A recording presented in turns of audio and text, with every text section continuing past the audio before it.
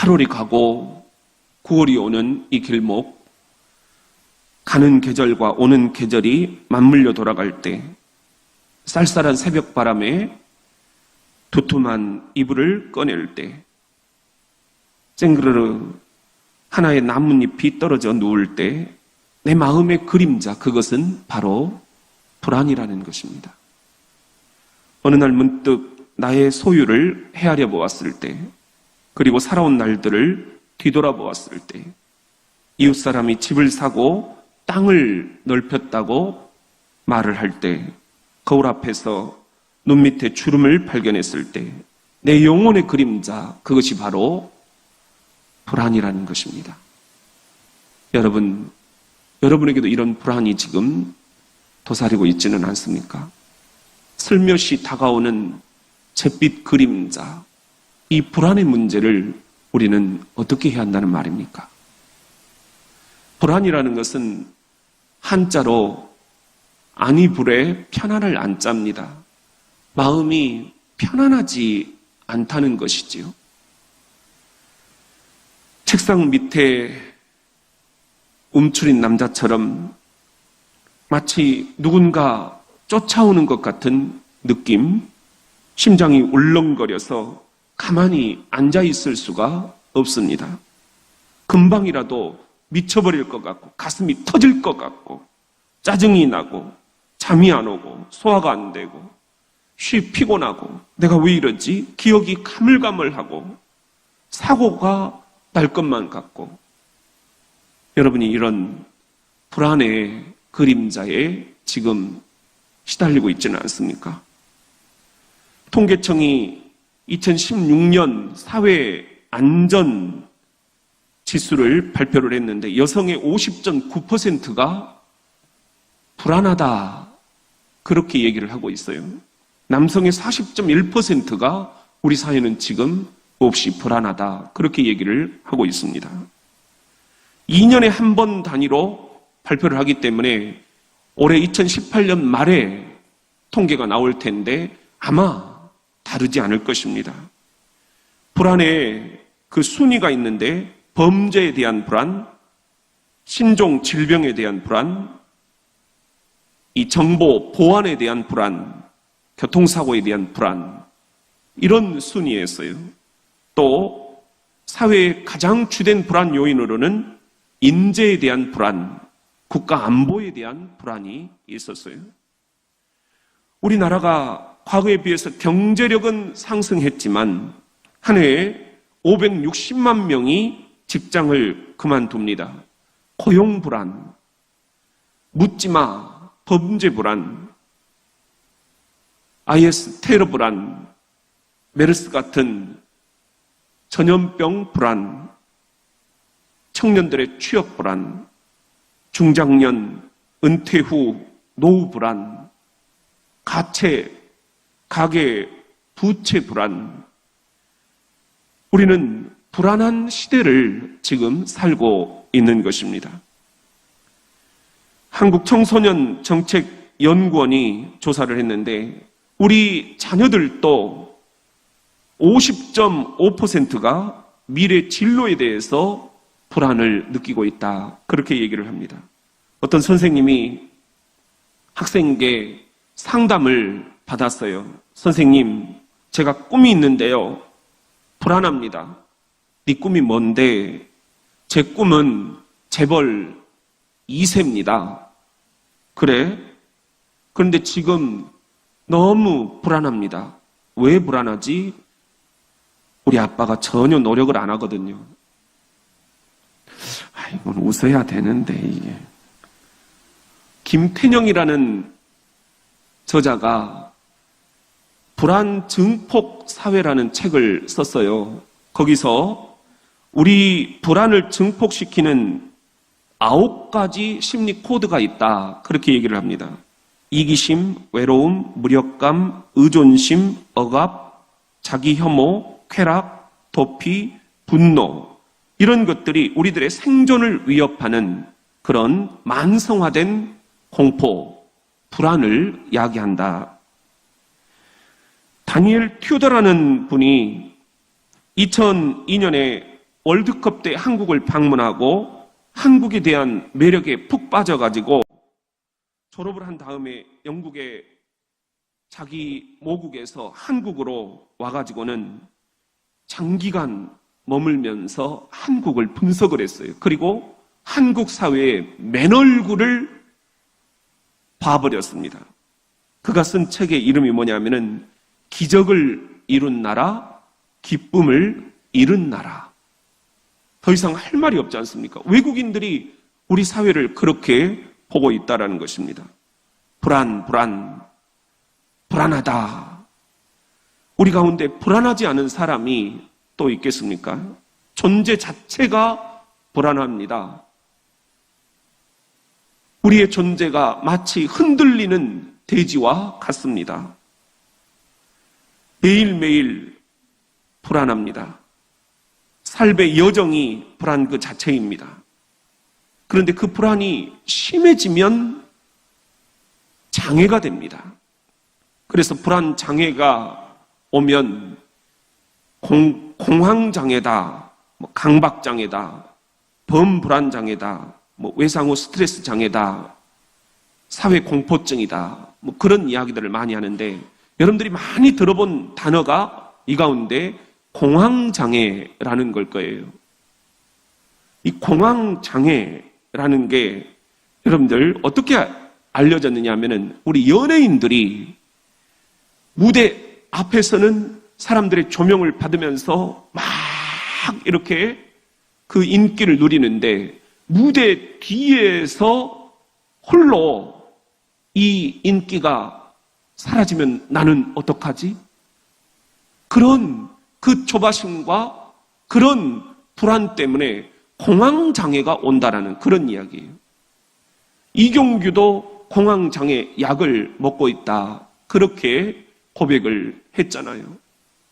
우리가 잘 아는 정용돈이라는 개그맨도 한때에 공황장애가 와서 자신의 모든 프로그램을 내려놓기도 했어요. 그때 정용돈이 했던 이야기가 있어요. 나는 불안장애를 앓고 있습니다. 공황장애라고 의사선생님이 이야기를 합니다. 실력에 비해 너무 잘 떼다 보니까 내 미천이 드러날까 두렵습니다. 내 능력 밖에 복을 가지려고 하다가 잘못될 것 같다라는 생각이 듭니다. 내 앞에서 방청객이 갑자기 돌변해서 칼로 찌를 것 같은 망상에 시달립니다. 이게 패닉이라는 공황장애 증상이었습니다. 스토셀이라는 학자가 나는 불안과 함께 살아간다 그런 책을 썼어요. 제가 이 책을 보니까는 1년 동안 미국인들이 불안 때문에 일을 하지 못하는 날을 모두 합친다면 3억 2,100만 일이라는 거예요. 잘 우리가 감이 안 오잖아요. 경제적인 손실로 따지면은 500조라는 거예요.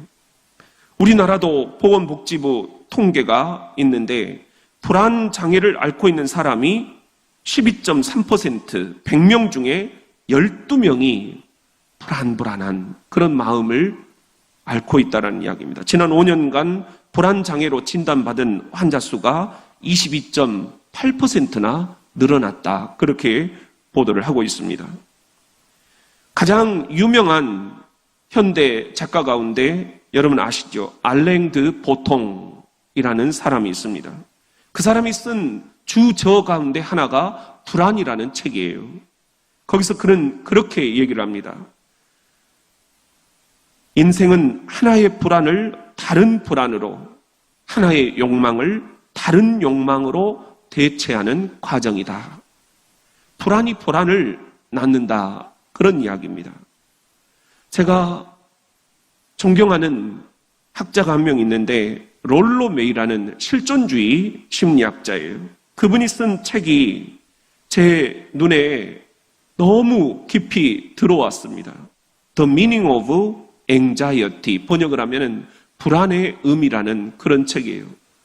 이 책을 좀 우리 한국에 소개를 해볼까 그런 마음도 먹었는데 너무 두툼한 책이어서 엄두를 못 냈어요. 근데 이분이 여기서 얘기하는 건 불안이란 이 시대의 가장 절박한 문제이다. 사람이 자신의 진정한 고독을 인식할 때 경험하는 인간 실존의 가장 자연스럽고 가장 건강한 부분이 불안이라는 것이다. 그렇게 이해를 하고 있어요. 이 롤로 메이와 함께 짝을 이루면서 이 불안에 대해서 깊이 대화를 나눈 신학자가 있어요.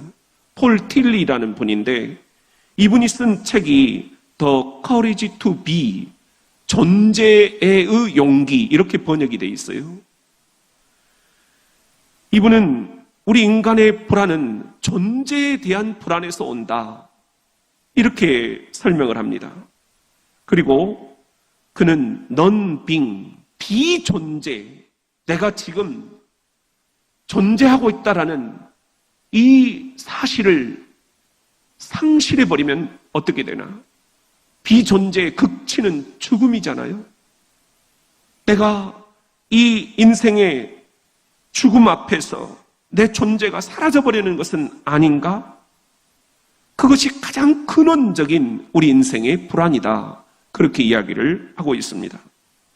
성경을 보니까 성경 안에도 많은 불안의 요소들이 있어요. 오늘 우리가 읽었던 본문 말씀 욥기 3장 26절 말씀인데 나에게는 평온도 없고 안일도 없고 휴식도 없고 다만 불안만이 있구나.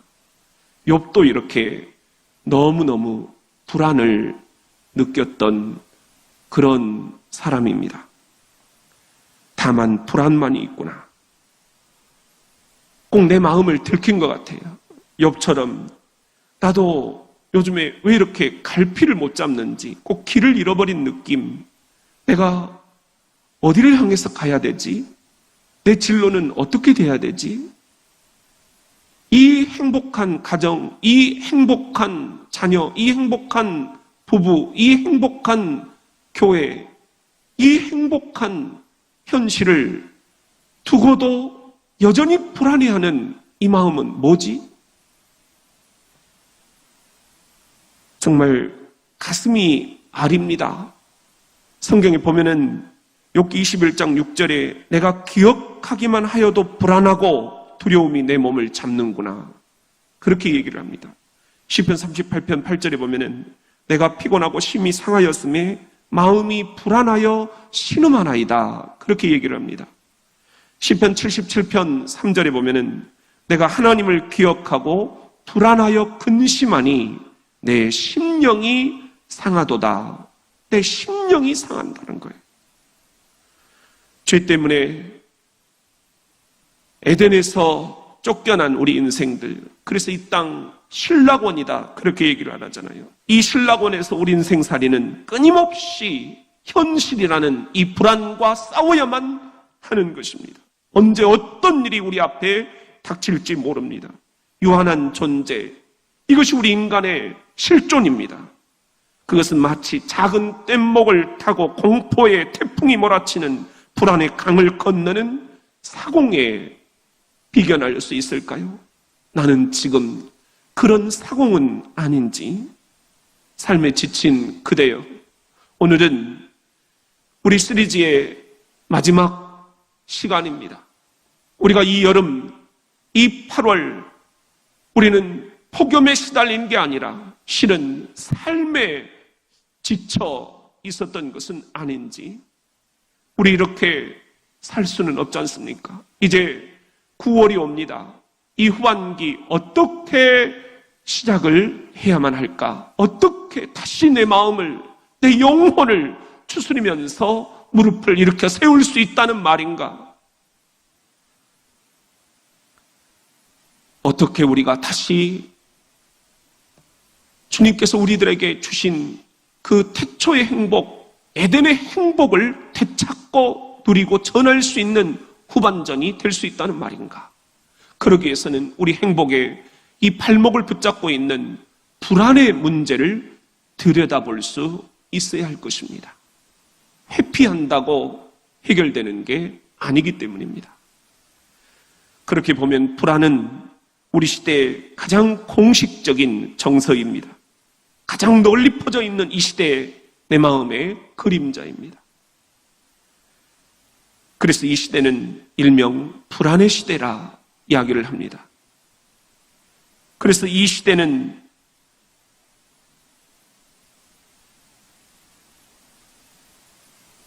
분노나 슬픔, 수치심, 열등감, 죄책감과 함께 우리 인간의 가장 부정적인 감정인 이 불안 때문에 신경증과 정신병을 앓는 이들이 많이 늘어나고 있습니다. 스트레스와 압박감, 긴장, 두려움, 공포심, 걱정, 근심, 염려, 이런 단어들은 다 다른 뜻을 지닌 것 같지만 실은 이 시대의 가장 중요한 문제인 불안을 묘사하기 위해서 흔히 혼용되는 그런 동전의 앞뒷면입니다. 불안은 이 시대의 세균 덩어리입니다. 불안은 어떤 면에서 평생 함께 걸어가야 할, 그렇지만 반갑지 않은 길동무입니다.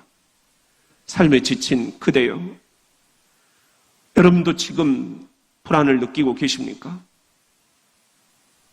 어떤 불안입니까? 그 불안의 정체는 무엇이란 말입니까? 우리 그 불안을 그렇게 지니고 살아가는 게 맞습니까? 어떻게 이 불안을 치유할 수가 있다는 말입니까? 과연 주님께서는 불안에 대해서 뭐라고 처방을 내리고 계신다는 말입니까? 우리 같이 한번 따라해 봅시다. 젖된 아이는 보채지 않는다. 시편 131편 2절에 보면은 이런 말씀이 있어요. 우리 같이 한번 읽어볼까요? 자, 시작. 실로 내가 내 영혼으로 고요하고 평온하게 하기를 젖된 아이가 그의 어머니 품에 있음 같게 하였나니 내 영혼이 젖된 아이와 같도다. 성경을 읽다가 깜짝 놀랐어요. 엄마 품에 있는 아이가 아니에요. 젖 먹는 아이가 아니에요. 젖된 아이가 어머니 품에 있다. 여러분, 그냥 간과하기 쉬운 표현인데 너무 다른 거예요. 우리가 보통 그림을 그린다면 젖먹이 아이가 엄마 품에 안겨있는 그런 그림 아닌가요? 그런데 젖된 아이가 그의 어머니 품에 있다. 이게 뭘까요? 이게 뭘까요? 아이는 젖을 때에 불안을 느낍니다. 엄마가 왜 이제는 젖을 안 주지? 내가 싫어졌나? 모든 게 불안해집니다. 그래서 젖을 뗄 때 울고 보채고 안아달라고 하는 거예요. 아이가 안정감을 갖고 싶어 하는 것입니다. 여러분, 아이들이 제일 불안해할 때가 언제입니까? 엄마가 없을 때입니다. 아이들이 제일 안정감을 느낄 때가 언제입니까? 엄마가 보일 때입니다. 그래서 아이들은 불안할 때 두리번 거립니다. 엄마가 어디 있는지? 그럼 엄마가 와서 엄마 여기 있어. 엄마가 있으면 두려워하지 않습니다. 불안해하지 않습니다.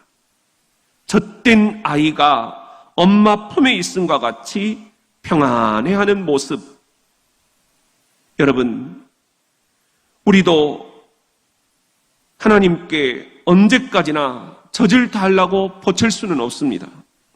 이제는 젖된 아이가 되어서 성숙하게 어떤 상황에서든 하나님 품 안에 안겨 평온을 경험할 수 있어야 되지는 않겠습니까?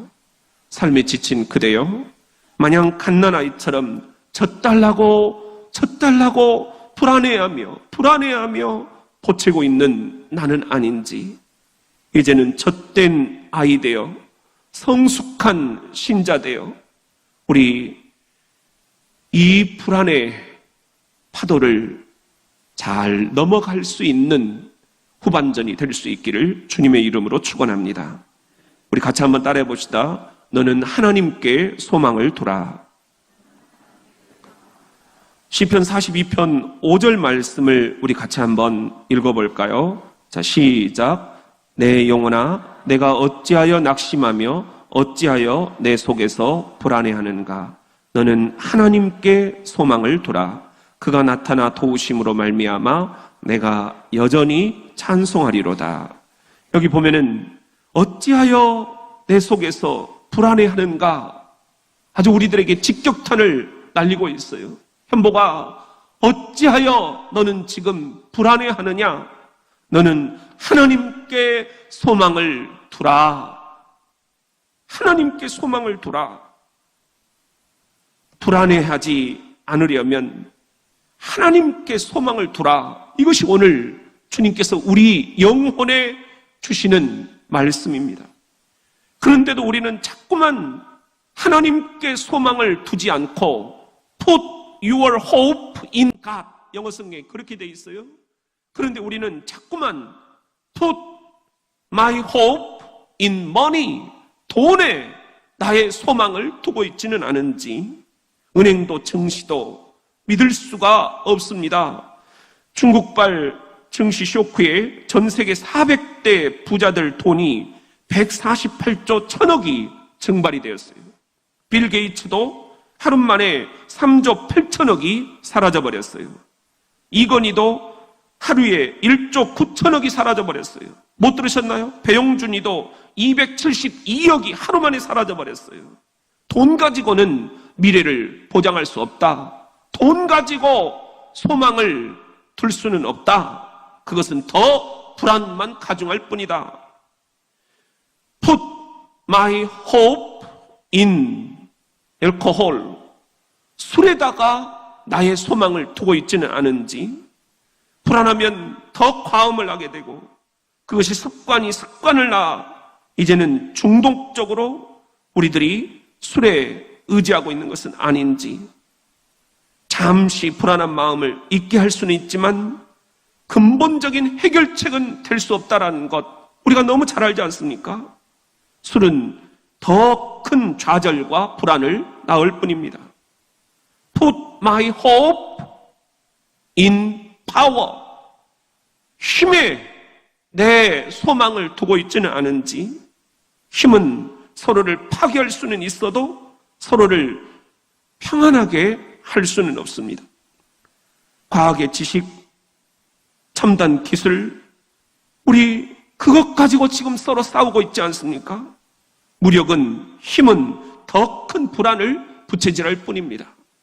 어느 불안한 현대인이 시편 23편을 이렇게 고쳤었어요.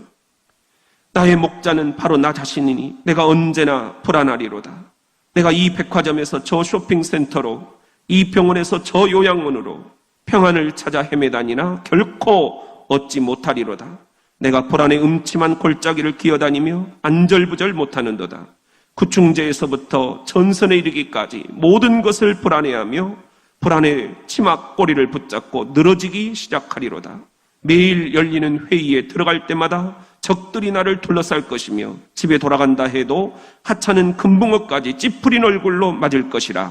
내가 강력 진통제로 두통에 찌든 머리에 기름을 부었으니 독한 술이 내 잔에 넘치나이다. 내 평생의 고통과 불안이 반드시 나를 따르리니 내가 죽는 날까지 불안하며 영원히 불안하리로다.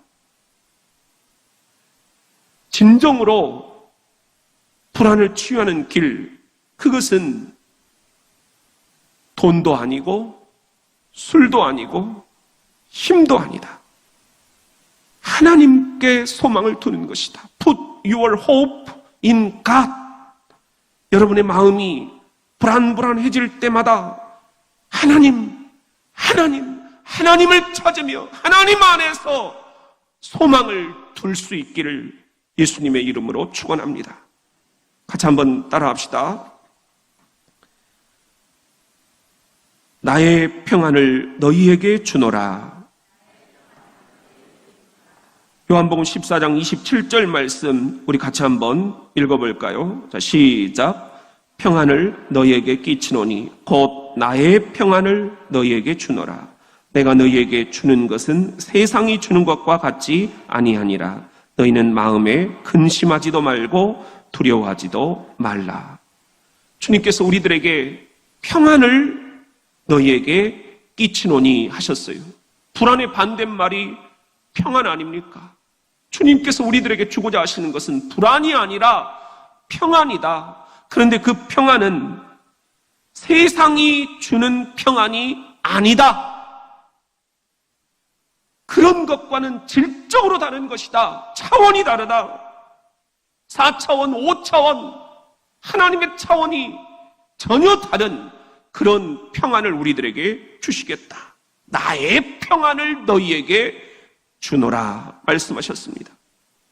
그래서 인류 역사에서 가장 위대한 신학자라고 하는 어거스틴이 이렇게 고백을 했어요. 내가 그리스도를 만나기까지는 참 평안을 맛보지 못하였노라. 진정한 평안은 주 예수 그리스도 그분을 만나기 전까지는 우리들이 체험할 수가 없다라는 그런 이야기입니다. 여러분, 이게 무슨 숫자인가요? 111581 무슨 뜻이죠? 주차장에 차 남바 111581 차 남바인가요? 혹시 무슨 뜻인지 아시는 분 있나요? 제가 어제 저녁에 계산을 한번 해봤어요. 11, 11월, 15, 15일 수능일이에요. 8일 딱 보니까 오늘이 81일 남았더라고요. 고3 수험생을 둔 부모님들이 이 안에도 많이 계시죠. 그리고 이 예배가 끝나면 우리 중고등부 교사로 가시지요. 여러분들에게 한번 부탁을 좀 드리고 싶습니다. 지금 우리 수능생들에게 필요한 것은 조언이 아니라 응원이다. 그렇게 이야기를 합니다. 한번 따라 합시다. 조언이 아니라 응원이다. 그 말이 무슨 말일까요? 애들도 다 알고 있습니다. 뭘 어떻게 해야 될지. 그런데도 안 되는데 거기다가 우리가 조언이랍시고 이런저런 소리를 하는 것은 아무런 도움이 안 된다는 것이에요.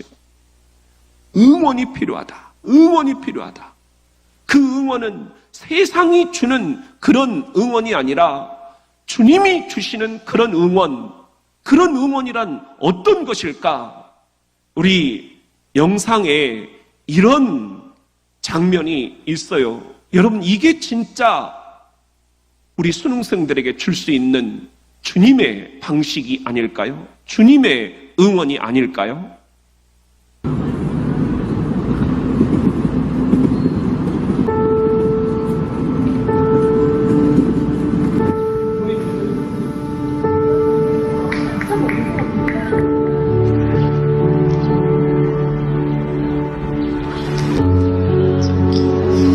제가 너무 힘들어서 그런데 한 번만 안아주시면 안 돼요? 네? 제가 너무 힘들어서 그런데 한 번만 안아주시면 안 돼요?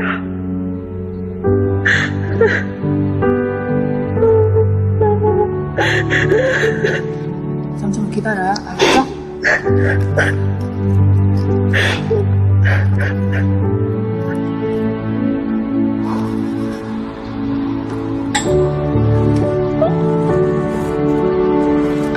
물 좀 마실래요? 아니, 괜찮아요. 너 한 모금 마시면 언니가 다시 안아줄게.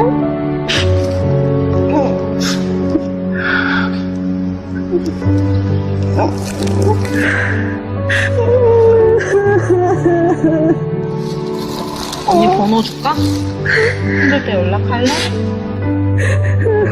나 눈물 나. 제가 너무 힘들어서 그런데 한 번만 안아주시면 안 돼요?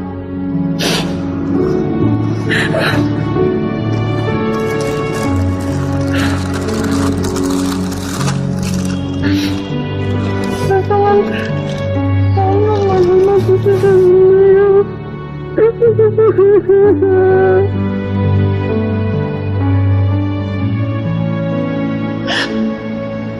먹었어? 아니요. 아무것도 안 먹었죠?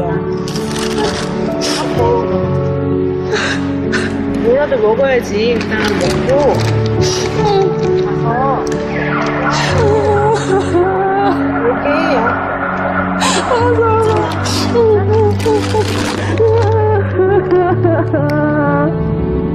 다른 사람들도 분명히 다 힘들 테니까 너무 힘드시면 여기서 힘껏 울다가 가시면 돼요.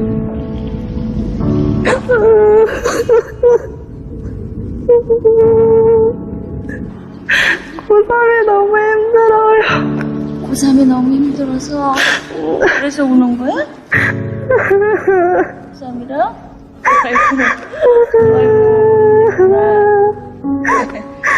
아이고, 어떡해. 우리 아들도 고3이야. 고3 힘들지. 얼마나 힘들어.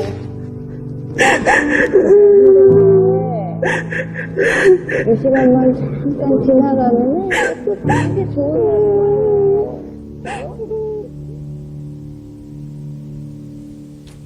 저도 이 영상을 보고 눈물을 흘렸어요. 아, 진짜 우리 애들도 이 과정을 거쳤겠구나. 근데 다 잊어버렸어요. 우리 교회 지금 주보를 보시면 수능생들이 참 많습니다. 여러분들 그들을 위해서 응원을 해줍시다. 조언을 하면 아이들은 더 불안해할 것입니다. 우리 주님의 마음으로 우리 입시생들을 품어주면서 네가